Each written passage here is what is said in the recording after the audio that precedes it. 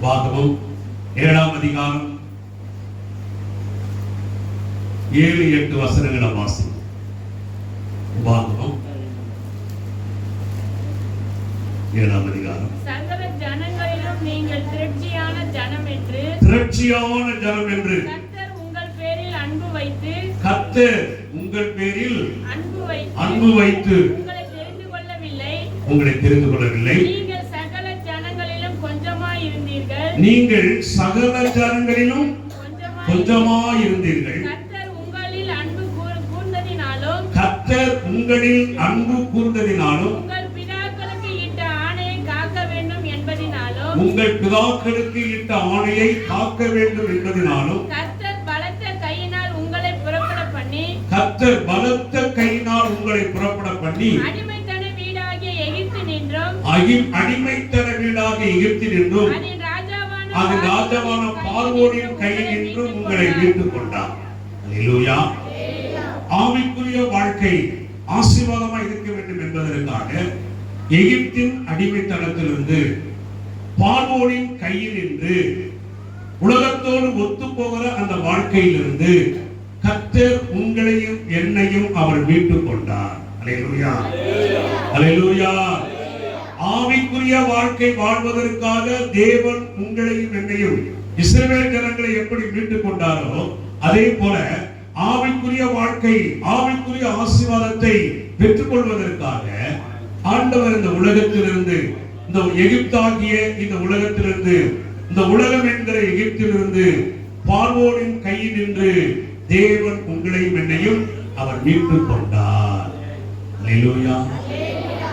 சகல ஜனங்களில் நீங்கள் திரட்சியான ஜனம் என்று கர்த்தர் உங்கள் பேரில் அன்பு வைத்து உங்களை தெரிந்து கொள்ளவில்லை. நீங்கள் சகல ஜனங்களில் கொஞ்சமாயிருந்தீர்கள்.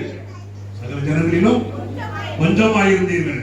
ஆனாலும் அந்த கொஞ்சமாயிருந்த அந்த சந்ததிய ஒரு பெரிய திரட்சியாக ஒரு உலகம் முழுவதும் நிரம்பியிருக்கக்கூடிய அப்படிப்பட்ட ஜனங்களாக கர்த்தர் இன்றைக்கு மாற்றி இருக்கிறார்.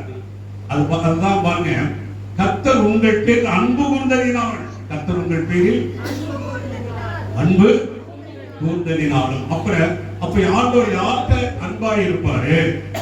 ஆவிக்குரிய வாழ்க்கையில 1000 மடங்கு யாரெல்லாம் நிரம்பி இருக்கிறார்களோ, 1000 மடங்கு ஆசீர்வாதங்களை, ஆவிக்குரிய ஆசீர்வாதங்களை பெற்றுக் கொண்டிருக்கிறார்களோ அவங்க மேல ஆண்டவர் ரொம்ப அன்பாவே இருப்பார். அல்லேலூயா, அல்லேலூயா. கர்த்தர் உங்களில் அன்பு கொண்டதினாலும் உங்கள் பிதாக்களை இட்ட ஆணையை காக்க வேண்டும் என்பதனாலும் ஆண்டவர் ஆபிரகாம், ஈசாக், யாக்கோப் என்பவர்களுக்கிட்ட அவர் என்னென்ன ஆணையிட்டாரோ அதெல்லாம் காத்துக்கொள்ள வேண்டும் என்பதற்காக, அதெல்லாம் நிறைவேற்ற வேண்டும் என்பதற்காக கர்த்தர் பலத்த கையினால் உங்களை புறப்பட பண்ணி, ஆண்டவர் உங்களை எங்கெங்க புறப்பட பண்றாரோ, எங்கெங்க நீங்க போறீங்களோ, என்னென்ன காரியத்தை செய்யும்படியாய், என்னென்ன காரியத்தை நிறைவேற்றுவதற்காக போறீங்களோ அந்த அப்பொழுதெல்லாம் தேவன் உங்களை புறப்பட பண்ணி உங்களுக்கு வெற்றியை தருவதற்காக. அல்லேலூயா.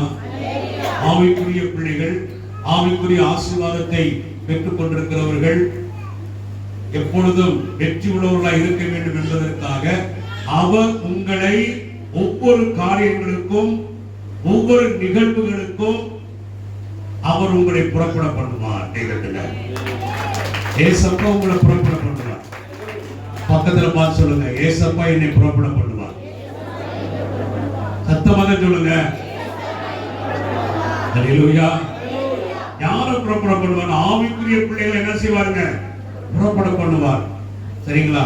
பிசாசு தடவனா, பிசாசு ஓங்கி மண்டல ஒரு வாங்கி அவனை அடிச்சு கீழே தட்டு போனான்னு தள்ளி விட்டுட்டு நம்மளை புறப்பட பண்ணுவார். பார்வோனை ஓங்கி ஒரு அடி அடிச்சார். அல்லேலூயா.